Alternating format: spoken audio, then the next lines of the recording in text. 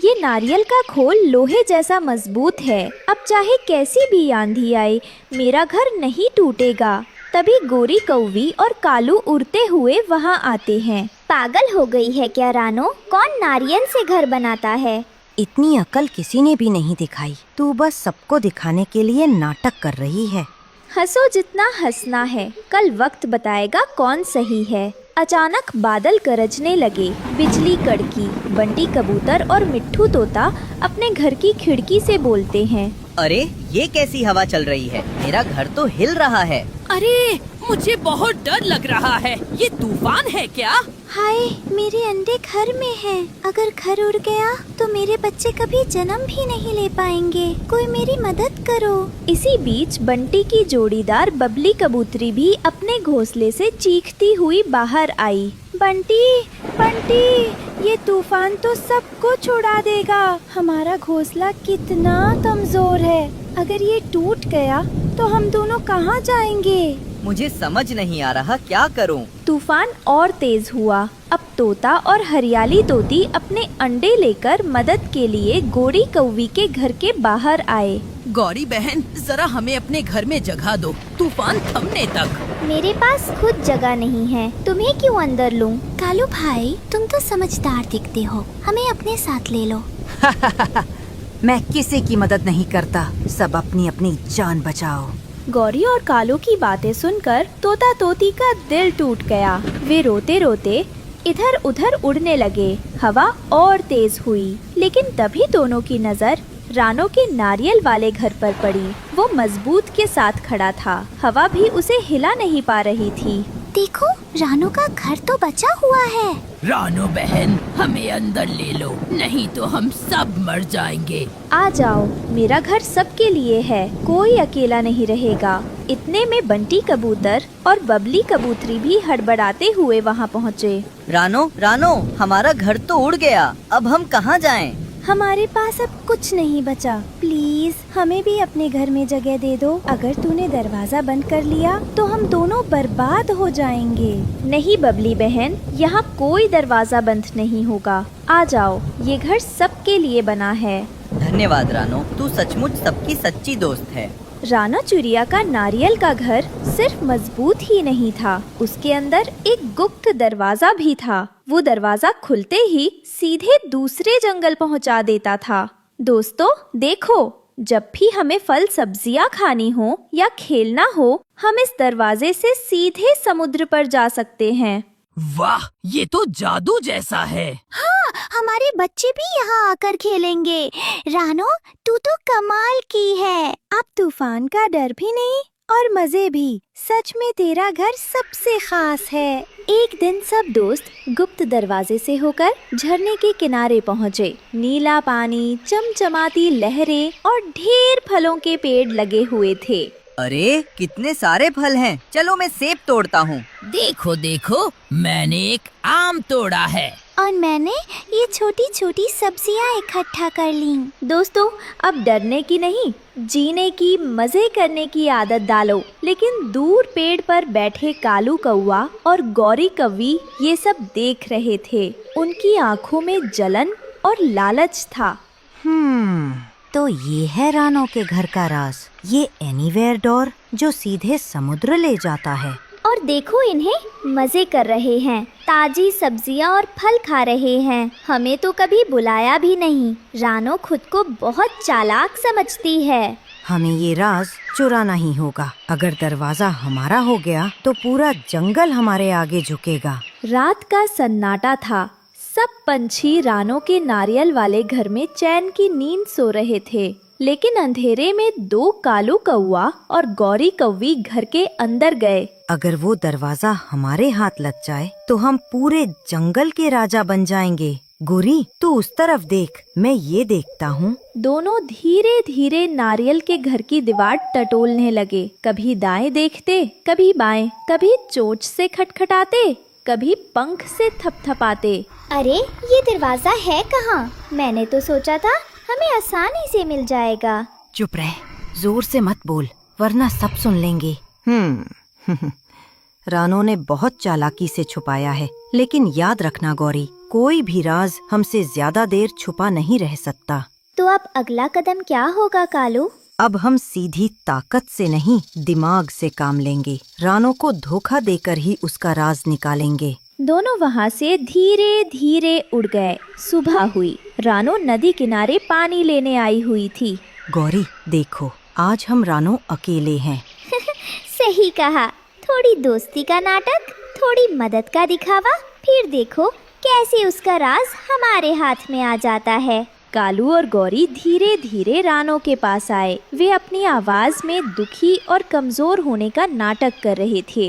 रानो बहन, हमें मदद चाहिए। हमारा घर तूफान में उड़ गया। अगर तूने दरवाजा दिखाया तो हम सुरक्षित हो जाएंगे।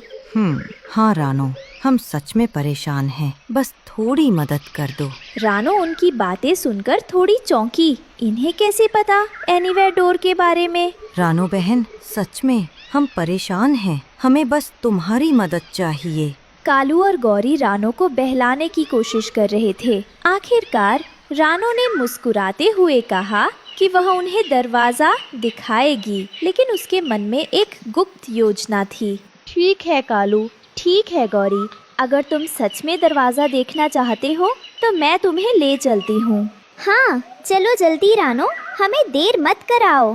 रानो दोनों को लेकर नारियल वाले घर के उस कोने में पहुंची जहां गुप्त दरवाजा छिपा था, और मन में वो सिर्फ एक ही चीज सोच रही थी, काला जंगल, अजनबी जंगल, जहां ये दोनों सदा के लिए खो जाएं। जैसे ही रानो ने दरवाजा खोला, वहां जंगल दिखाई देने लगा।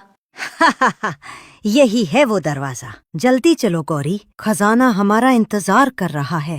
हाँ कालू, चलो अभी अंदर चलते हैं। दोनों बिना एक पल सोचे दरवाजे के अंदर कूद गए। जैसे ही कालू और गौरी अंदर पहुँचे, रानो ने तुरंत दरवाजा बंद कर दिया।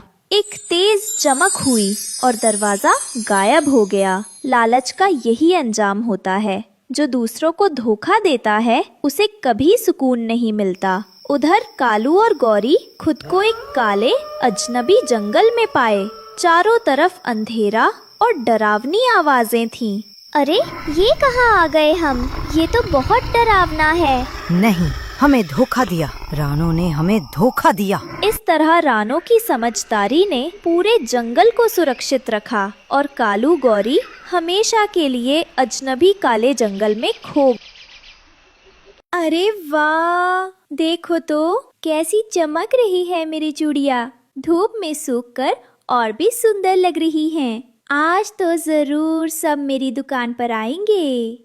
एक बड़े पेड़ के नीचे रानो चिड़िया ने अपनी छोटी सी दुकान बनाई थी। जंगल में सिर्फ रानो ही नहीं बल्कि बबली कबूतरी और हरियाली तोती भी चूड़ियाँ बेचती थीं। लेकिन रानो की बनाई चूड़ियाँ सबसे अलग और सुंदर होती। अरे रानो, तेरी चूड़ियाँ तो सच में सबसे सुंदर होती हैं। देख, इनकी चमक देख कर ही मन खुश हो जाता है।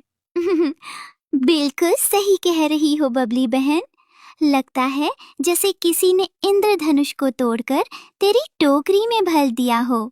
हम तो कभी कभी खाली ही बैठ जाते हैं, लेकिन तेरी दुकान पर हमेशा भीड़ रहती है। अरे नहीं नहीं, ऐसा मत कहो। तुम्हारी चूड़ियाँ भी बहुत अच्छी होती हैं।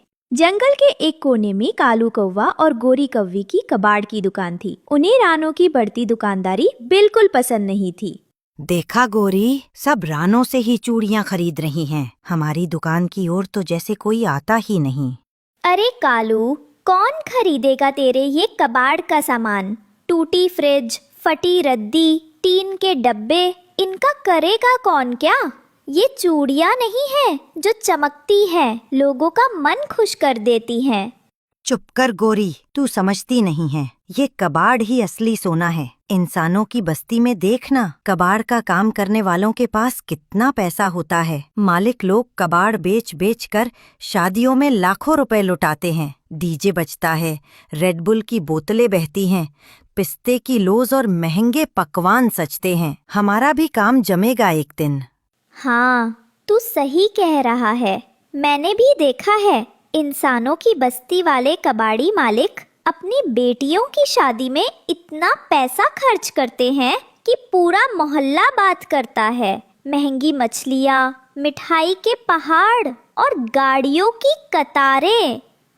सच कहूँ, तेरी इस दुकान में तो ऐसी ही खुशबू आनी चाहिए थी, पर आती है बस सड़े कबाड़ की। बस यही तो मैं कह रहा हूँ। अगर मैं भी इस जंगल में सबको कबाड़ का शौकीन बना दूं, तो देखना गोरी, हम भी इंसानों के उन कबाड़ी मालिकों की तरह शानो शौकत से जिएंगे। लेकिन रानो चिड़िया, उसकी दुकान बीच में कांटे की तरह चुभ रही है। जब तक उसकी रंग बिरंगी चूड़ियां बिकती रहेंगी, कोई हमारे कबाड़ को हाथ नहीं लगाएगा। तो फिर करना क्या होगा? कुछ करना पड़ेगा। अगर उसकी चूड़ियां टूट जाएंगी तो सब उसके पास जाना छोड़ देंगे। तब मजबूरी में सब हमारे कबाड़ से ही काम चलाएंगे। और उस दिन गोरी, हमारी किस्मत भी इंसानी कबाड़ी मालिकों जैसी चमक उठेगी। दोनों ने ठान लिया कि रानो की रंग बिरंगी चूड़ियों को हर हाल में बर्बाद करना है। रानो चिड़िया ने रात भर मेहनत करके नई नई चूड़ियां बनाई थी और धूप में सुखा रखी थी। उसी वक्त झाड़ियों के पीछे से कालू कौवा धीरे धीरे दबे पांव निकलता है। उसकी नजर सीधे उन चमकदार चूड़ियों पर जाती है। देखो कैसे चमक रही हैं ये चूड़ियां। आज देखता हूँ रानो कैसे दुकान लगाएगी। कालू एक डंडा निकालता है और एक एक करके सारी चूड़ियां तोड़ने लगता है। कालू भागकर वहां से उड़ जाता है। कुछ देर बाद रानो लौटती है। हे भगवान, ये क्या हो गया? मेरी सारी मेहनत सब टूट गया। किसने किया होगा ये? उसी वक्त बबली कबूतरी उड़कर आती है। रानो, हिम्मत रखो, जिसमें भी ये किया होगा ऊपर वाला उसका बुरा करेगा। हम सब तेरे साथ हैं। बबली बहन, शायद तू ठीक कह रही है। चूड़ियां टूट सकती हैं, पर मेरा हौसला नहीं टूटेगा। मैं फिर से शुरू करूंगी। रानो दुखी तो हुई, लेकिन हार नहीं मानी। उसने फिर से चूड़ियां बनाई और अगले दिन जंगल में दुकान लगाने आई। आओ आओ, रंग बिरंगी चूड़ियां ले लो। प्यार से बनाई, मेहनत से सजाई चूड़ियां, हर रंग की, हर साइज की। तुम्हारे पंखों पर खनकेंगी, तुम्हारे दिल को भाएंगी। रानो चिड़िया की आवाज सुनकर बिंदिया चिड़िया वहां आती हैं। अरे रानो, क्या मेरे नन्हे नन्हे पंजों के लिए भी कुछ है? बड़ी बड़ी चूड़ियां तो मुझसे संभलेंगी नहीं। हाँ हाँ, तेरे लिए मैंने खास छोटी छोटी चूड़ियां बनाई हैं। देख, ये रंग बिरंगी, बिल्कुल तेरे जैसी चंचल। वही अपनी कबाड़ की दुकान से कालू कौवा रानो की दुकान पर लगी भीड़ देख रहा था। सब उसी की चूड़ियां खरीद रहे हैं। कुछ तो करना होगा। कालू ने पास खड़ी गोरी कौवी को इशारा किया। गोरी, सुनो मेरी बात। तुम अभी रानो की दुकान पर जाओ और वहाँ से चूड़ियां खरीद लाओ। क्या? मैं उसकी चूड़ियां खरीदूं? अरे मूर्ख, बात समझा कर। चूड़ियां खरीद कर यहाँ लाओ, फिर हम उन्हें तोड़ देंगे। आहा, और फिर सबको दिखाएंगे कि देखो देखो, रानो की चूड़ियां कितनी कमजोर है। हाँ, यही तो असली चाल है। ग्राहक उस पर से भरोसा उठाएंगे और फिर हमारी दुकान पर आएंगे। गोरी कौवी चुपके से रानो की दुकान पर पहुंची। अरे रानो बहन, तुम्हारी चूड़ियां तो कमाल की हैं। अरे वाह, देखो तुम्हें कौन सा रंग पसंद है? लाल, नीली, हरी, पीली, सब आज नए रंगों में बनी हैं। मुझे ये लाल और सुनहरी चूड़ियां दे दो। बहुत सुंदर हैं, बिल्कुल मेरे रंग में फिट। फिर दोनों मिलकर चूड़ियां तोड़ देते हैं। अरे भाई बहनों, रानो की चूड़ियां मत लेना, वो टिकती ही नहीं। लेकिन जब पक्षियों ने चूड़ियां पहनी तो सबको पता चला कि चूड़ियां बिल्कुल मजबूत हैं। झूठ बोलता है ये कालू, रानो की चूड़ियां तो सबसे अच्छी हैं। जंगल के पंछियों ने रानो का साथ दिया। सबने मिलकर उसकी चूड़ियां खरीदी। रानो, तू चिंता मत कर, हम सब तेरे साथ हैं। तुम सबका साथ ही मेरी सबसे बड़ी ताकत है। कालू ने आखिरी कोशिश की। उसने सोचा, अगर मैं उसकी चूड़ियों की टोकरी ही नदी में फेंक दूं तो? और रात को वो चुपके से रानो की टोकरी उठाकर नदी में फेंक आया।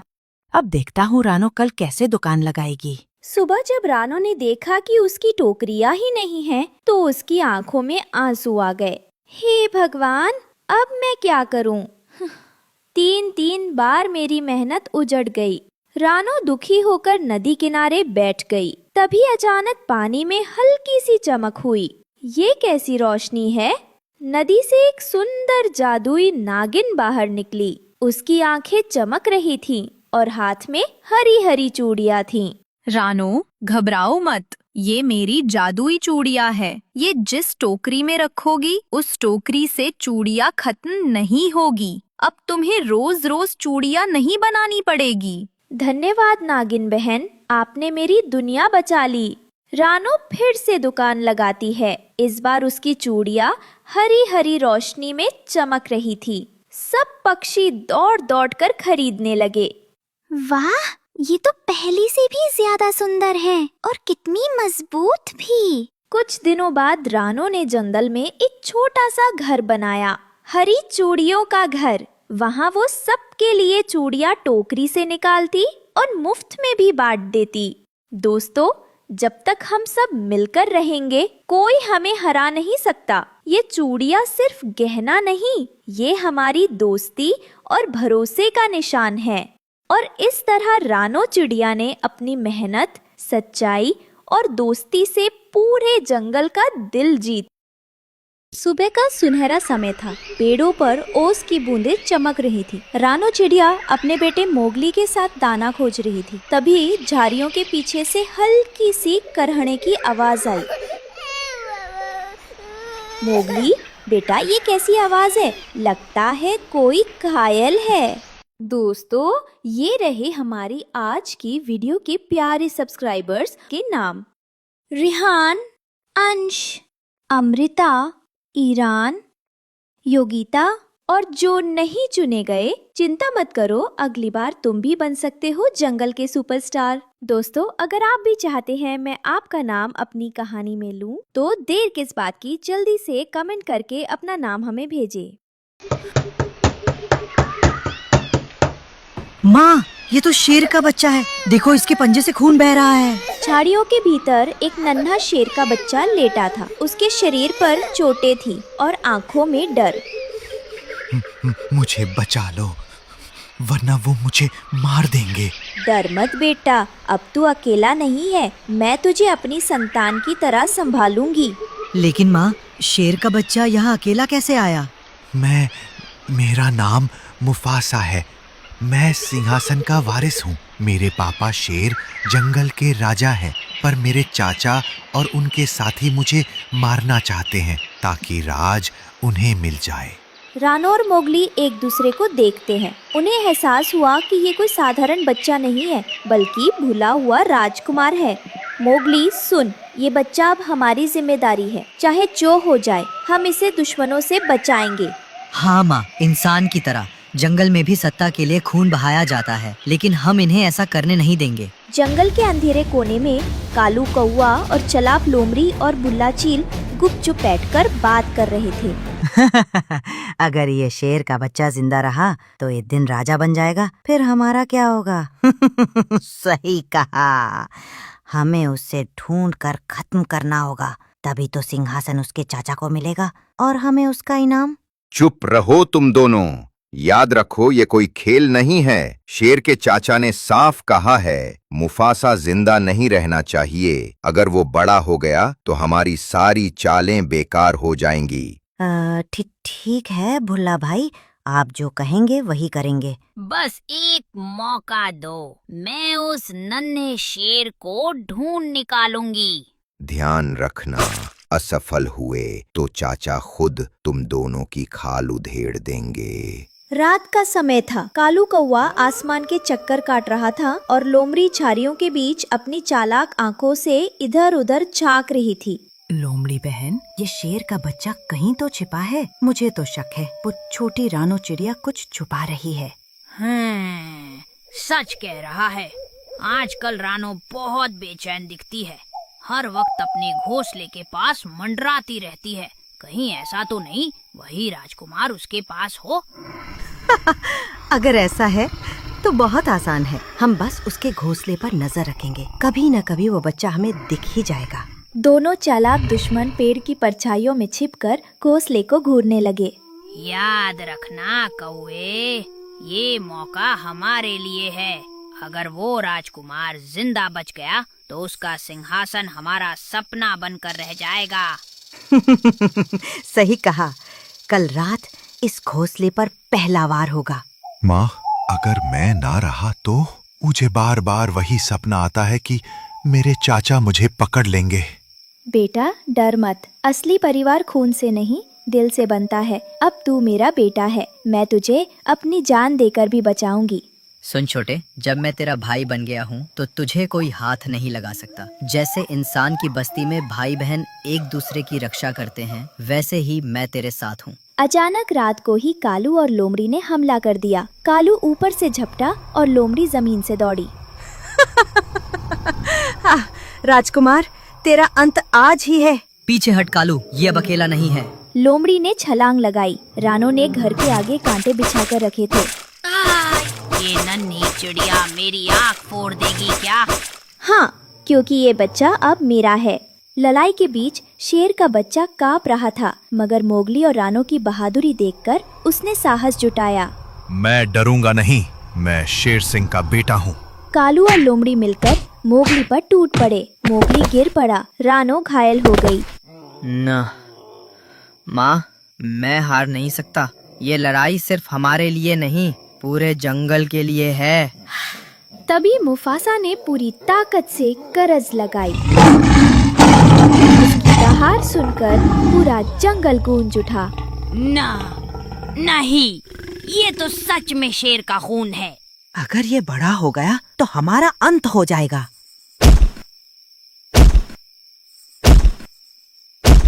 मोगली ने भाले से कालू को पटक दिया।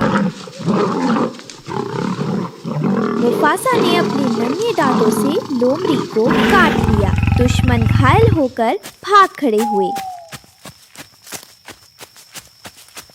देखा बेटा, डर हमेशा दिल में होता है। एक बार हिम्मत कर लो तो कोई ताकत तुझे रोक नहीं सकती।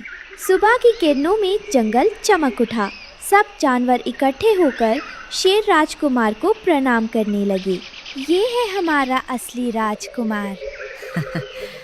आज से तू अकेला नहीं, तेरी माँ बहन यहाँ है और तेरा भाई मैं हूँ। माँ, भाई, अब मुझे डर नहीं लगता। रानो चिड़िया और मोगली ने साबित किया कि खून से नहीं बल्कि अपनापन और साहस से परिवार बनता है।